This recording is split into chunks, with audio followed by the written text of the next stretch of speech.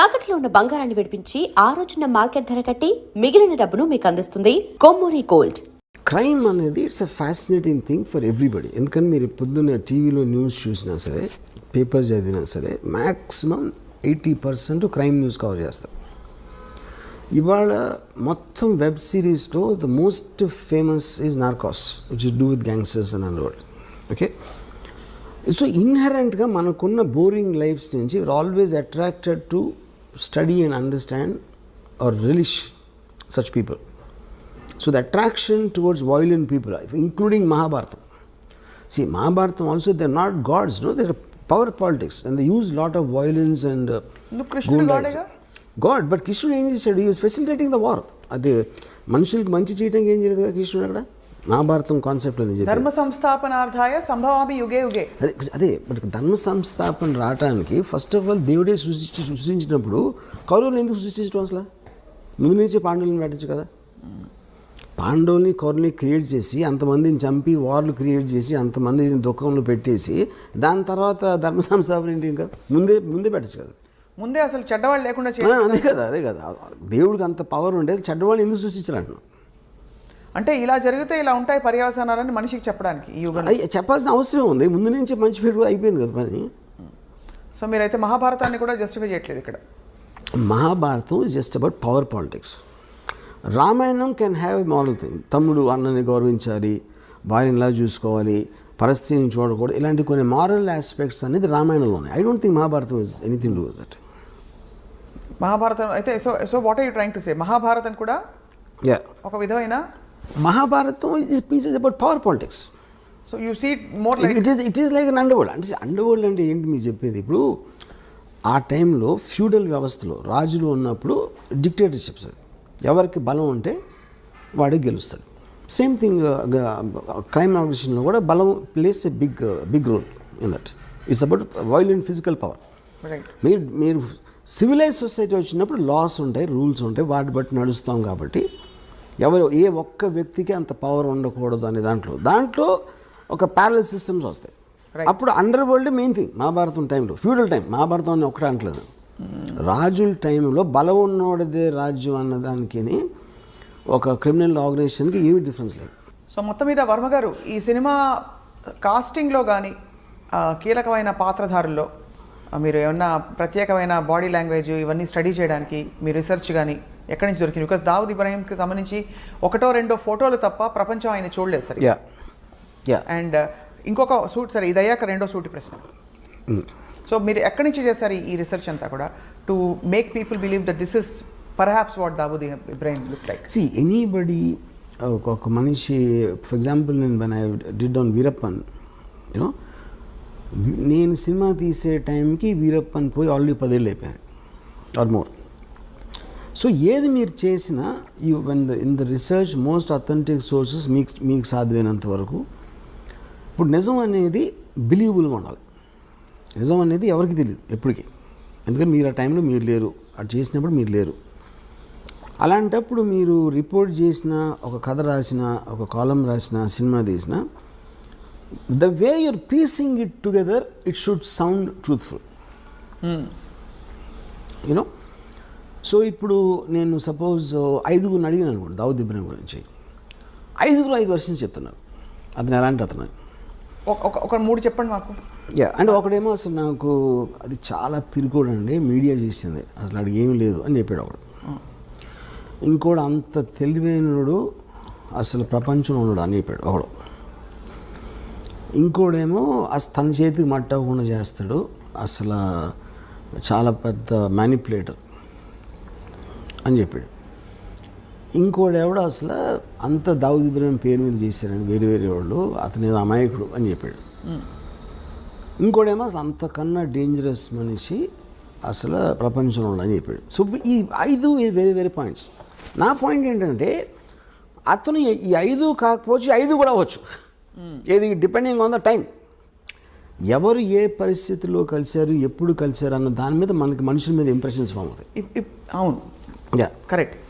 మీరు క్యారెక్టరైజేషన్ ఇస్తున్నప్పుడు ఎవరేం చెప్పినా కూడా దావుద్ ఇబ్రాహీం గొంతు సన్నగా ఉందనుకోండి, క్యా బేటా కైసా హై అని ఉందనుకోండి, ఒక పెద్ద గ్యాంగ్స్టర్ని మీరు అలా చూపించలేరు. గంభీరంగా చూపించాలి, ఒకలాంటి ఒక లుక్ ఒక విధమైన ఏం చెప్పాలి, ఒక హీరోయిక్ ఇది కల్పించక తప్పదు. ఎందుకంటే మనకు తెలిసిన దావుద్ ఇబ్రహీం ఆయన చాలా గ్లామరస్ పార్టీ లవింగ్ పర్సన్ అని రకరకాల విషయాలు తెలుస్తుంటాయి. సో ఇవన్నీ ఎలా మీరు సమకూర్చారని? అది సిద్ధం సింగ్.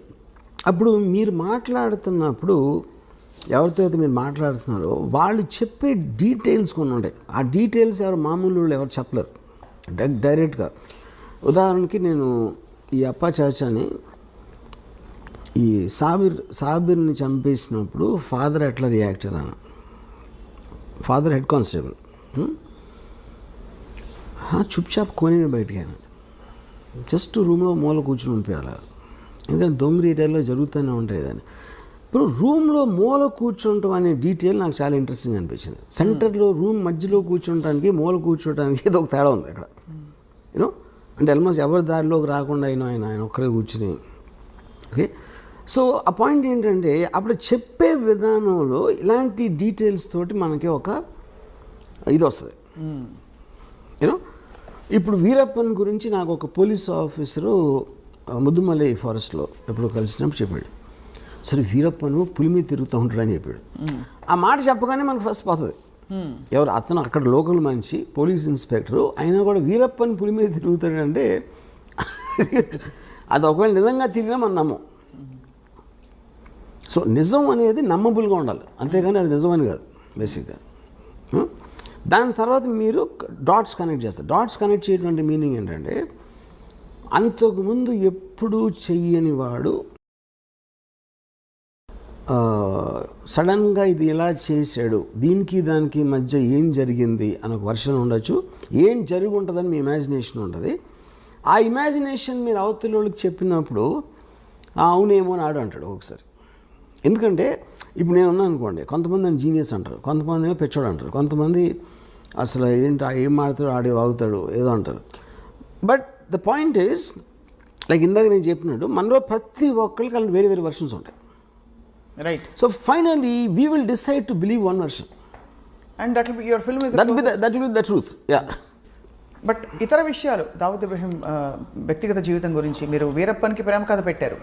ఇప్పుడు ఈ సినిమాలో కూడా అలాంటి ప్రేమాయణాలు with his family. Because Dawood is a very woman man and he had affairs with a lot of women and yeah. He had affairs. ఎక్కడో మధ్యలో రకరకాల పుకార్లు వచ్చేవి. బాలీవుడ్లో కూడా ఆయనకి చాలా రిలేషన్షిప్స్ అఫేర్స్ ఉన్నాయి పుకార్లేం కదా ఉన్నాయి. He actually was living with Mandakini, married Mandakini for nearly 10 years. Yeah. What was the last time we heard of Dawood Ibrahim in అంటే ఆయన జాడలు కానీ? We are hearing it now, right now. Yes. Because of the Sachin Vajay connection. Yes. So మరి ఈ టైంలో ఇంత సున్నితమైన ఈ విషయం మీద మీరు సినిమా తీస్తే మిమ్మల్ని దేశద్రోహి అని ఎవరన్నా అంటే ముద్ర వేస్తే మీరు ఒప్పుకుంటారా? అదే ఇప్పుడు ఫస్ట్ ఆఫ్ ఆల్ దేశంలో దావుద్ ఇబ్రాహిం ఏం చేశాడు అని ఎవరికి తెలియదు. ఫస్ట్ మనకు ఒక ఫ్యాషన్ అయిపోయింది మాట్లాడితే దావుద్ ఇబ్రాహిం అని చెప్పడం. మీరు చెప్తే నమ్మరు, Dawood Ibrahim most wanted criminal in India for last 30-40 years. Okay, actual ఉన్న కేసులు రెండే. What are the 2 cases? ఒకటేమో సమద్ ఖాన్ అని ఒక మర్డర్ జరిగింది. సమద్ ఖాన్ని 4-5 కలిసి చంపారు. దాంట్లో దావుద్ ఉన్నాడు అనేది ఒక ఎలిగేషన్ ఉంది ఒకటి. రెండోది 93 బ్లాస్ట్. ఎస్, 93 బ్లాస్ట్లో accused number 1 Bombay police charge sheet ప్రకారం 13 years ట్రయల్ జరిగిన తర్వాత ఒక్క విట్నెస్ కానీ ఒక సర్కమ్స్టాన్షియల్ ఎవిడెన్స్ కానీ మటీరియల్ ఎవిడెన్స్ కానీ దొరకలేదు దావుద్ లింక్ చేయడానికి. కానీ దావుద్ ఇంకా క్రిమినల్. ఎందుకు? అతను సమన్స్ ఆన్సర్ చేయలేదు కాబట్టి. సో ఇప్పుడు అతను వస్తే నేనే చేశాను అన్న ఒక ఎవిడెన్స్ ఉంది, కానీ ఇంకో కౌంటర్ ఎవిడెన్స్ అనేది ఇంపాసిబుల్ సృష్టించడం. సో ఒకవేళ తను వచ్చి లొంగిపోతే ఇమీడియట్ వదిలేసి వస్తుంది. ఓకే, వాళ్ళు ఏదో డీలే చేస్తారు ఇలాంటివన్నీ చేసి, బట్ తను రావాల్సిన అవసరం లేదు. సో బేసిక్గా మనం ఎంతసేపు దావుద్ పెద్ద క్రిమినల్ ఏం చేసిండే ఎవరికి తెలియదు. కానీ ఏ క్రైమ్స్లో ఆయన actually involved other than all this? See నాకు పర్సనల్గా నా రీడింగ్ ఏంటంటే is a highly intelligent guy and he used crime in the beginning days to become legitimately successful. So తను దుబాయ్ షిఫ్ట్ అయిపోయిన తర్వాత ఈ కసినోసు లేకపోతే హోటల్స్ ఇలాంటివన్నీ లీగల్ బిజినెస్ స్టార్ట్ చేసి he was living very posh cars and big big bungalows and sheikh తోటి lunch చేసాడు, Dubai Sheikh తోటి. యూనో ఆ స్టేజ్కి వెళ్ళిన తర్వాత అసలు క్రైమ్ చేసిన అవసరం లేదు. ఎవరైనా క్రైమ్ ఎందుకు చేస్తారు? There has to be some reason for to do that. Already తన సక్సెస్ 1986లో వచ్చిన తర్వాత వై వుడ్ ఈ బి ఇండల్జింగ్? అలా చూస్తే అంటే పవర్కి అంత ఉంటుందా?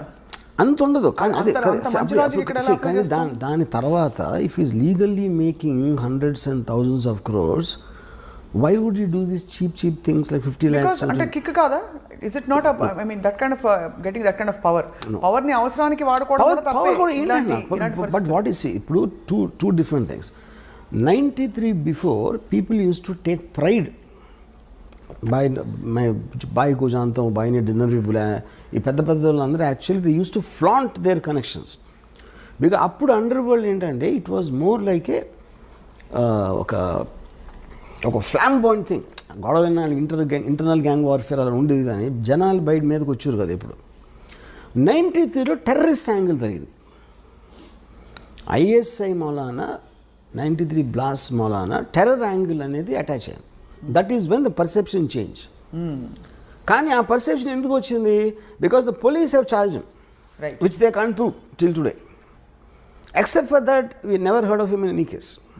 ఓకే, తర్వాత ఇప్పుడు ఆల్రెడీ తను అనిల్ కపూర్, సంజయ్ దత్ లాంటి పెద్ద పెద్ద స్టార్స్ తన పక్కన ఉండి దుబాయ్ షేక్ తోటి లంచ్ చేస్తున్నాడు. Why would involve in this petty crime? దాని మూలానే మీకు ఆ పవర్ ఎక్కువ. కానీ ఎవరికో ఫోన్ చేసి 50 లక్షలు, 1 కోటి రూపాయలు అని బెదిరించి చేసేది దానికన్నా అదే ఎక్కువ, ఇది ఎక్కువ. అంటే అదే స్థాయిలో 50 crores 50 lakhs 1 crore ఉంటుందని ఎందుకు అనుకోవాలి? ఇంకా పెద్ద స్థాయిలో దేశానికి అంటే చాలా తీవ్ర స్థాయిలో భద్రతకి ముప్పు కలిగించే. That is when the 93 blast happened. 93 బ్లాస్ట్లో బికాజ్ 92 డిసెంబర్లో చాలామంది ముస్లిమ్స్ని శివసేన వాళ్ళు చంపేశారు అయోధ్య తర్వాత. వాటికి పగ తీర్చుకోవటానికి వీళ్ళందరూ వెళ్ళి కాళ్ళ మీద పడిపోయి బాంబేలో మమ్మల్ని బతకనివ్వరు అని మొత్తం బైకలా, దొంగరి, మహమ్మద్ అలీ రోడ్లో ఉన్న ముస్లిమ్స్ మాకున్న దైవం ఒక్కడవే అని చెప్తే ఆ ఎమోషన్లో పగ తీర్చుకోవటానికి ఈ సీరియల్ బ్లాస్ట్ చేసాడు అనేది జనరల్ బిలీఫ్. ఇది even the police. The first part of it is also general belief. ఇది ఇలా ఫలానా శివసేన వాళ్ళు చంపించారు, అది correct. That is recorded thing. That is recorded. But దానివల్లే ఇది చేయించారు అన్నది general belief. Yeah, general belief including the Bombay police charge sheet. అరే ప్రతీకార చర్య. Yeah, to take revenge on the killing of the Muslims in December is why he did the blast అనేది official charge sheet అది. So which means ఆయన scale of crime ఒక వ్యక్తిగత cause నుంచి ఒక సమూహానికి సంబంధించిన కాజ్గా పెరిగింది. అండ్ ఈ విషయంలో ఆల్సో కొంచెం దేశ పౌరులు, దేశ భద్రత, ఒక మతపరమైన చర్యగా కూడా మారింది. So he scale of operation has grown. So what is the guarantee? But see, నేను ఒక 2 things. What though did is different, what the police are saying is different, what I believe is different.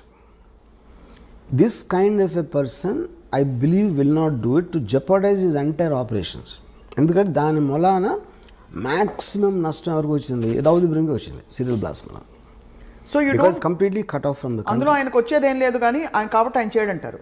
Yeah, because it's too smart and too selfish to indulgence this public charity. Even if it's triggered religiously. What? Because he's not a religious guy, first of all. He never went to a mosque. Yeah. He never went to a mosque. How do you have evidence of that? But he never talked about God. All Muslims maximum God in front చేస్తారు కదా ఇప్పుడు. Dawood Ibrahim never spoke about God. So ఈ కాంటెక్స్లో వర్మ గారు, your mentioning Anil Kapoor, Sanjay Dutt వీళ్ళందరూ కూడా ఆయన సన్నిహితంగా ఉండేవారు. ఆ సాన్నిహిత్యం అసలు ఎలా ఏర్పడుతుంది అంటే ఒక గ్యాంగ్స్టర్ అని తెలిసే వెళ్తారా బాలీవుడ్ నటులు అంటే? ఎందుకంటే ఆ టైంలో అండర్ వరల్డ్ అనే వర్డ్ మనం ఇప్పుడు యూజ్ చేసిన కాంటెక్స్లో ఉండేది కదా అసలు. వాళ్ళందరూ పవర్ఫుల్ పీపుల్ అక్కడ. బడా ఆద్మీ అని బడా ఆద్మీ బహుత్ ఏ ఆయనకెందుకు ఒక హీరో లాగా చూసేవారు గ్యాంగ్స్టర్స్ని. వీళ్ళు హీరోలు అందరూ కూడా సిటీలో ఇప్పుడు ఫర్ ఎగ్జాంపుల్ పరిటాల రవి ఉన్నాడు. Paritala Ravi very violent and dangerous గా అంటారు. మొత్తం మీకు అనంతపూర్ జిల్లాలో ఎందుకు అందరం ఎక్కించింది? అందుకే ఎక్కించింది. కానీ ఇక్కడ తేడా ఏమొస్తుందంటే వర్మ గారు, ప్రధానంగా ఒక అబ్స్కాండింగ్ ఇలాంటి క్రిమినల్కి ఒక పొలిటికల్ ఫేస్ ఉండే ఒక తీవ్రమైన వ్యక్తికి there is a big No difference. difference. ఈ మనిషి అందుబాటులో ఉన్నారు, ఈ మనిషి తప్పించుకుని వెళ్తున్నారు కాబట్టి ఎక్కడున్నాడో తెలియని ఈచ్ పరిస్థితి. పర్సన్ తను ఉన్న పొజిషన్, తను ఉన్న సిచ్యువేషన్లో తనకు అనుగుణంగా అడ్వాంటేజ్ తీసుకుంటాడు. పరిటాల రవి అనే మనిషి అనంతపూర్లో ఉన్నాడు. అనంతపూర్లో ఏమేమి మనకు వర్కౌట్ అయితే వేరే ఉంటాయి. దుబాయ్లో దావుద్ ఇబ్రహీం అంటే తనకు వేరే వర్కౌట్ అవుతాయి.